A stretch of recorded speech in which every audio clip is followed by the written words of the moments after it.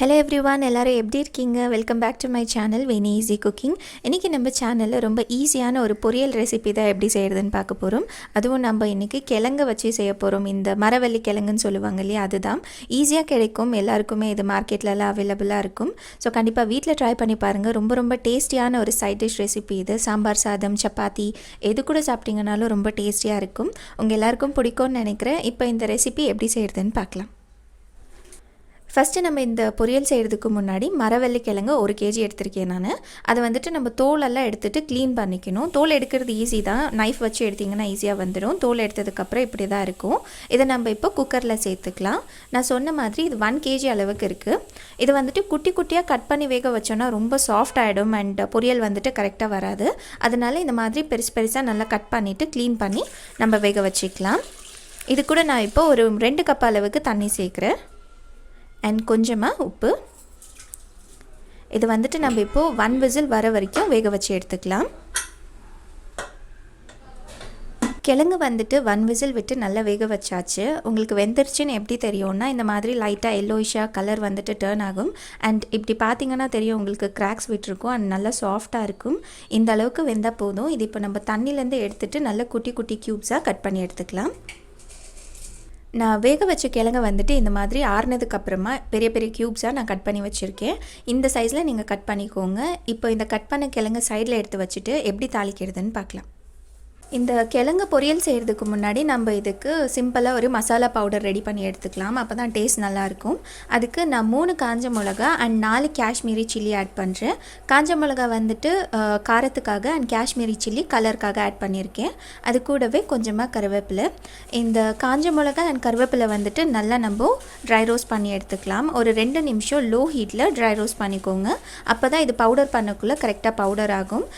காஞ்ச மிளகா வந்துட்டு கரெக்டாக நம்ம ஃப்ரை பண்ணலன்னா பவுடர் ஆகாது. அப்புறமா ட்ரை சில்லி வந்துட்டு சூப்பராக ட்ரை ரோஸ்ட் ஆகிடுச்சு. கலர் கூட லைட்டாக சேஞ்ச் ஆகிருக்கு. இந்த டைமில் நான் இது கூட ஒரு 1/4 கப் அளவுக்கு துருவின தேங்காய் சேர்த்துக்கிறேன். அது கூடவே 1 டேபிள் ஸ்பூன் அளவுக்கு கருப்பு எள்ளு வந்துட்டு உடம்புக்கு ரொம்ப நல்லது. ஸோ ஆன அளவுக்கு இந்த மாதிரி ரெசிபீஸில் சேர்த்து செஞ்சுக்கோங்க. அண்ட் ஒரு 1/2 டீஸ்பூன் அளவுக்கு நம்ம இது கூட ஜீரா ஆட் பண்ணிக்கலாம். அண்ட் 1/4 டீஸ்பூன் அளவுக்கு மிளகு, பிளாக் பெப்பர், இது எல்லாத்தையும் சேர்த்து இன்னொரு 2 நிமிஷம் நம்ம ட்ரை ரோஸ்ட் பண்ணி எடுத்துக்கணும். நான் சொன்ன மாதிரி லோ ஹீட்டில் இதை நல்லா ட்ரை ரோஸ்ட் பண்ணிக்கோங்க. அண்ட் சோஃபார் இந்த ரெசிபி உங்களுக்கு பிடிச்சிருந்ததுன்னா மறக்காமல் லைக் அண்ட் ஷேர் பண்ணுங்கள். அண்ட் சேனல் ஃபர்ஸ்ட் டைம் பார்க்குறவங்க மறக்காமல் சப்ஸ்கிரைப் பண்ணுங்கள். Because your support is very important to me.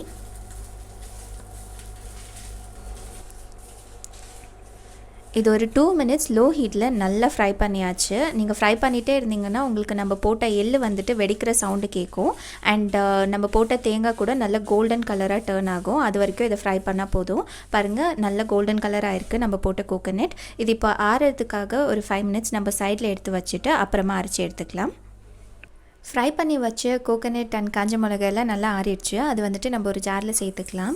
இந்த மசாலா பவுடர் வந்துட்டு இந்த பொரியலுக்கு மட்டும் இல்லை, யூஸ்வலாக நீங்கள் வாழைக்காய் பொரியல் இல்லை பொட்டேட்டோ பொரியலெல்லாம் செஞ்சிங்கன்னா இந்த மசாலா பவுடரை லாஸ்ட்டாக போட்டுட்டு ஒரு தடவை மிக்ஸ் பண்ணி இறக்குனீங்கன்னா டேஸ்ட் ரொம்ப நல்லாயிருக்கும். இந்த மசாலா பவுடர் வந்துட்டு நீங்கள் ஏர்டைட் கண்டெய்னரில் போட்டுட்டு ஃப்ரிட்ஜில் ஸ்டோர் பண்ணிங்கன்னா 1 வீக் வரைக்கும் கெட்டு போகாமல் இருக்கும். இப்போ இது வந்துட்டு நம்ம ஃபைன் பவுடர் மாதிரி ஃபஸ்ட்டு அரைச்சி எடுத்துக்கலாம். பாருங்கள், இந்த மசாலா பவுடர் வந்துட்டு ரெடி ஆகிடுச்சு. இந்த அளவுக்கு தான் இது பவுடர் ஆகும். இது இப்போ நம்ம சைடில் எடுத்து வச்சுட்டு இந்த பொரியல் எப்படி தாளிக்கிறதுன்னு பார்க்கலாம்.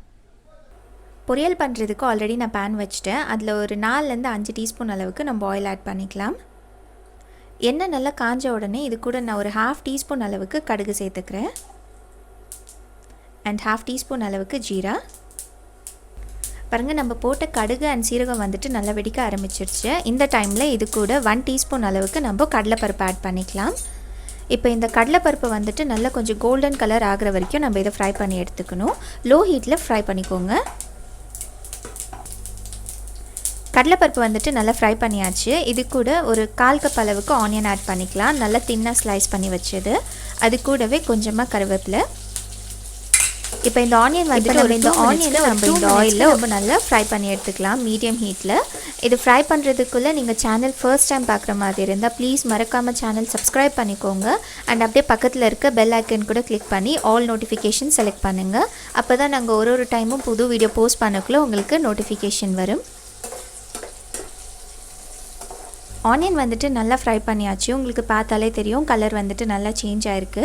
இந்த டைமில் நம்ம இந்த ரெசிபிக்கு தேவையான அளவுக்கு உப்பு சேர்த்துக்கலாம். அண்ட் அது கூடவே நம்ம அரைச்சி வச்சோம் இல்லையா அந்த சிம்பிளான மசாலா, அதுவும் இது கூடவே ஆட் பண்ணிக்கலாம். எப்போவுமே அரைச்ச மசாலாவை ஆயிலே ஆட் பண்ணிவிடுங்க. அப்போ தான் பொரியல் வந்துட்டு மிக்ஸ் பண்ணுறதுக்கு உங்களுக்கு ஈஸியாக இருக்கும். இந்த பவுடர் அண்ட் உப்பு சேர்த்ததுக்கப்புறமா ஜஸ்ட் 1 நிமிஷத்துக்கு இது ஆயிலில் நம்ம நல்லா ஃப்ரை பண்ணிக்கலாம். மசாலா வந்துட்டு ஆயிலில் நல்லா ஃப்ரை பண்ணியாச்சு. இப்போ நம்ம வேக வச்ச கிழங்கு வந்துட்டு இது கூடவே நம்ம சேர்த்துடலாம்.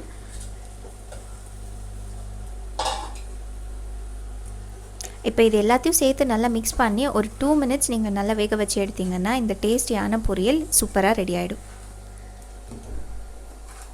மீடியம் ஹீட்டில் வேக வச்சுக்கோங்க. பாருங்கள், இந்த பொரியல் வந்துட்டு சூப்பராக ரெடி ஆகிடுச்சு. லாஸ்ட்டாக நம்ம கொத்தமல்லி கட் பண்ணது இது மேலே போட்டுட்டு ஸ்டவ் ஆஃப் பண்ணிடலாம்.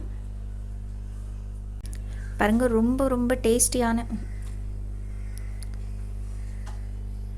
ரொம்ப ஈஸி அண்ட் டேஸ்டியான ஒரு பொரியல் ரெசிபி ஜஸ்ட் ஒரு 10 to 15 மினிட்ஸ்க்குள்ளே வீட்டில் ரெடி ஆகிடுச்சு.